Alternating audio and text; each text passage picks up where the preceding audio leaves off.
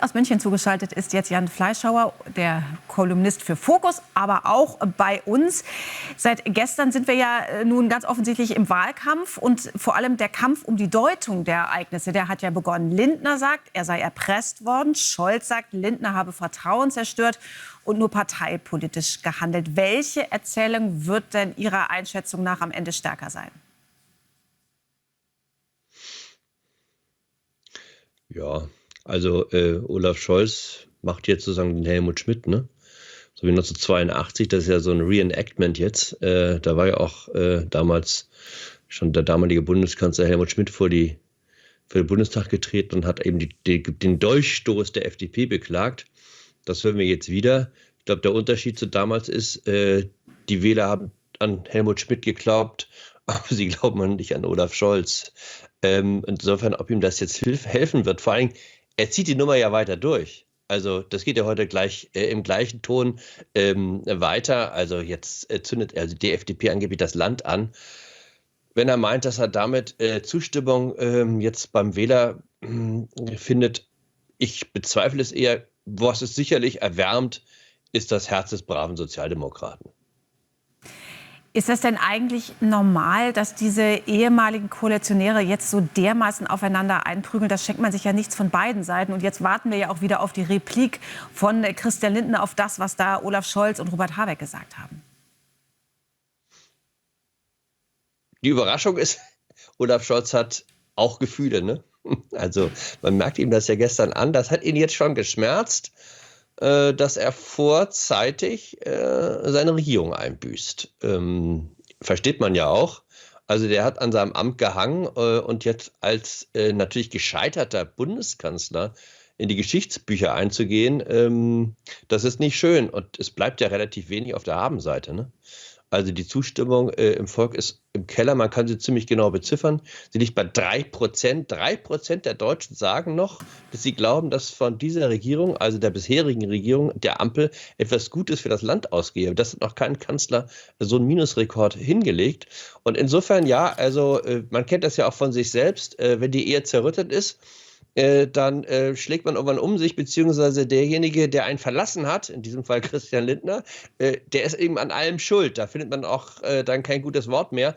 Ob es jetzt so wahnsinnig schlau ist, sich das als der Mann der Besonnenheit, und das war ja bislang die Rolle von Olaf Scholz, sich so anmerken zu lassen, das steht auf einem ganz anderen Blatt. Wie interpretieren Sie denn jetzt diesen Plan des Kanzlers, also jetzt doch noch einige Dinge regeln zu wollen und dann in die Neuwahlen zu gehen? Ist ja auch nicht mehr so lange hin bis März. Also ist das sinnvoll, weil es steht ja einiges auf dem Programm, zum Beispiel diese kalte Progression abzumildern, das jetzt noch zu verabschieden? Oder geht es eigentlich doch um die beste Ausgangsposition für den Wahlkampf? Ja, das ist natürlich eine hanebüchene Idee. Also man ist gescheitert. Man steht jetzt als Minderheitenregierung da und sagt, aber jetzt machen wir noch mal 5 Monate weiter, ja, weil wir haben ja noch so vieles vor. Dafür hat man aber gar keine Mehrheit im Deutschen Bundestag. Die muss man sich jetzt irgendwo einsammeln. Am liebsten natürlich bei der Union, die das jetzt irgendwie diesen Schrecken dann noch verlängern soll. Das ist natürlich eine total abstruse Idee. Ich bin mal gespannt, ob er damit durchkommt. Ich kann es mir nicht vorstellen. Also, dass dazu die CDU die Hand reicht, zumal die Opposition jederzeit die Möglichkeit hätte, die Luft rauszulassen, indem sie ein konstruktives Misstrauensvotum im Deutschen Bundestag stellt, nicht? Ich glaube, das kommt auch bei den Leuten im Land nicht mehr gut an. Also Sarah Wagenknecht, der ich ja ungern mal recht gebe, in dem Fall muss ich es, sprach von politischer Insolvenzverschleppung. Ich glaube, das ist der angemessene Begriff dafür. So, und wenn es jetzt also Wahlen gibt, noch dieses Jahr oder vielleicht auch erst nächstes Jahr, wagen Sie denn eine Prognose, für welche der Ampelparteien es gut, glimpflich oder grauenvoll ausgehen könnte? Also alle haben ja in den Umfragen etwa gleich viel verloren, immer so zwischen 5 und 7%.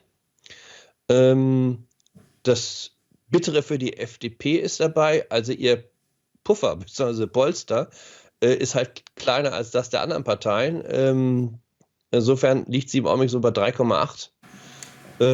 Und also die kämpft ums Überleben. Also die Grünen und die SPD werden natürlich wieder im nächsten Deutschen Bundestag vertreten sein. Bei den Freidemokraten ist das fraglich. Das hat sie ja bislang auch ein bisschen davon abgehalten, diesen Schritt zu gehen.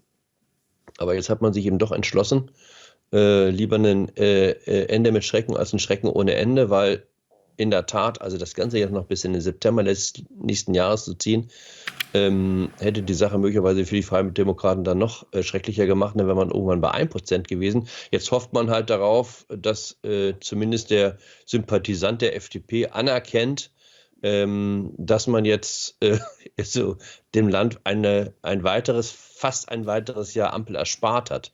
Mal sehen, ob es das ausgeht. Ich meine, letztlich ist die beste Lage natürlich für die Sozialdemokratie. Also wenn wir jetzt mal zugrunde legen, das, was die jetzigen Umfragen sagen, dann wird sie der neuen Regierung natürlich wieder angehören. Das heißt, sie hat wieder Minister, sie hat wieder Staatssekretäre, sie hat auch wieder Geld zu verteilen. All das, was für eine Partei natürlich sehr schön und auch komfortabel ist. Der einzige Unterschied, man regiert dann halt nicht mehr mit einem Kanzler Olaf Scholz, gut, sondern mit dem Kanzler Friedrich Merz, ne?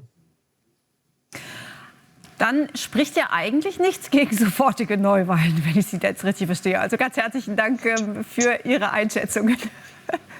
Ja, nur für den Olaf halt. Der hätte ja noch 5 Monate. Eben. Der ist nicht mehr dabei.